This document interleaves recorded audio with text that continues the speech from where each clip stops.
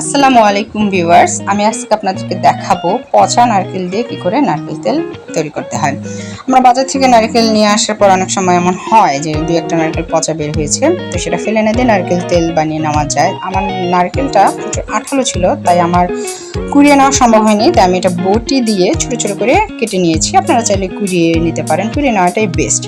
তো নারকেলটা ব্লেন্ড করার জন্য হাফ কাপ পরিমাণ কুমকুম গরম পানি দিয়ে নেব। এটা মনে রাখতে হবে, নর্মাল পানি না, কুমকুম গরম পানি, তাহলে নারকেলের দুধটা খুব ভালোভাবে বের হয়ে আসবে।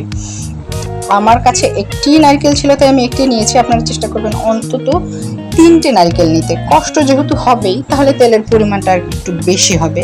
তো এটাকে আমি খুব ভালোভাবে ব্লেন্ড করে নেব। যত ভালো ব্লেন্ড করা হবে, নারকেলের দুধের পরিমাণটা তত বেশি হবে এবং তেলের পরিমাণটাও তাহলে তত বেশি হবে।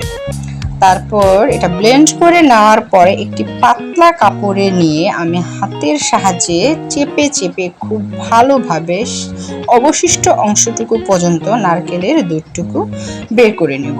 নারকেলের দুধের পরিমাণ যত বেশি হবে, স্বাভাবিকভাবে তেলের পরিমাণটাও তত বেশি হবে। যেহেতু এটা পচা নারকেল ছিল, এটা আমি ফেলে দিব। ভালো হলে এটা পরবর্তীতে ব্যবহার করার জন্য শুকিয়ে অথবা ডিপে রাখা যেতে পারে। আমার একটা পচা নারকেল থেকে এই পরিমাণ নারকেলের দুধ বের হয়েছে। এটাকে 7 থেকে 8 ঘন্টা নর্মাল ফ্রিজে রেখে দিতে হবে। তাহলে চলুন 7 থেকে 8 ঘন্টা পরে দেখি এটার কি অবস্থা হয়। আমি 9 ঘন্টা রেখেছিলাম নর্মাল ফ্রিজে, তবে যেটা ভয় করেছিলাম সেটি হয়েছে। নারকেলটা যেহেতু আমার অনেক বেশি আঠালো ছিল, তাই এটা শক্তভাবে জমাট বাঁধেনি, তবে অনেকটা ঘন হয়ে গিয়েছে। তবে আপনাদের যদি আঠালো না হয় নারকেল, জমাট বেঁধে যাবে, চিন্তার কোনো কারণ নেই। তো আমি এখন ঘন নারকেল দুধটাকে ছেঁকে ছেঁকে নেব যতটুকু পারি, পাতলা পানিটা বের করে ফেলে দেব।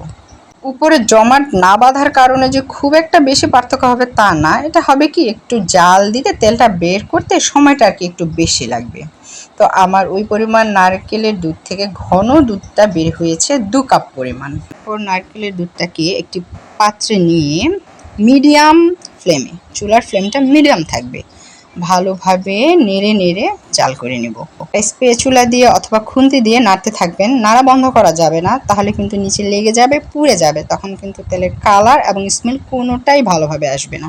অলমোস্ট 15 মিনিট ধরে আমি এটাকে নাড়াচ্ছি। দেখেন অলরেডি তেলটা কিন্তু বের হয়ে আসছে। এই অবস্থায় ফ্লেমটা আরেকটু কমিয়ে দিবেন, মিডিয়ামের থেকে একটু কমিয়ে দিবেন, লো থেকে একটু উপরে নাড়তে থাকবেন, নাড়া বন্ধ করা যাবে না। দেখুন তেল বের হয়ে এসেছে, আর খুব একটা বেশি সময় আমার লাগবে না। আমার টোটাল টাইম লেগেছে 15 মিনিটের কিছু বেশি, 20 মিনিটের কাছাকাছি। এই অবস্থায় নাড়তেই থাকুন, নাড়তেই থাকুন। ভিউয়ার্স, আমি ইউটিউবে নতুন চ্যানেল খুলেছি, তাই আপনাদের সাপোর্ট আমার খুব বেশি দরকার। প্লিজ আমার চ্যানেলটিকে সাবস্ক্রাইব করে দিবেন, লাইক দিয়ে আমার পাশে থাকবেন।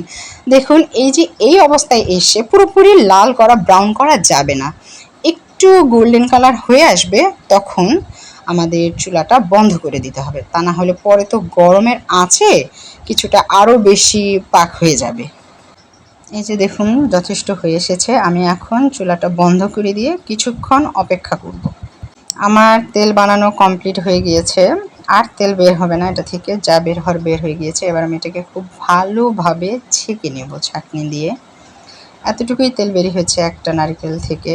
চেপে চেপে ভালোভাবে তেলটাকে বের করে নিতে হবে, যতটুকু পারা যায় আসলে বের করা।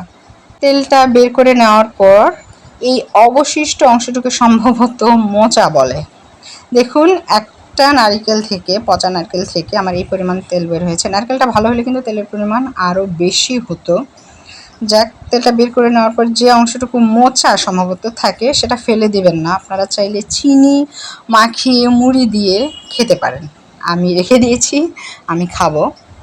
ওকে ভিউয়ার্স, আজ এই পর্যন্তই। ভালো থাকবেন। প্লিজ প্লিজ প্লিজ আমার চ্যানেলটি সাবস্ক্রাইব করে নেবেন। Thank you.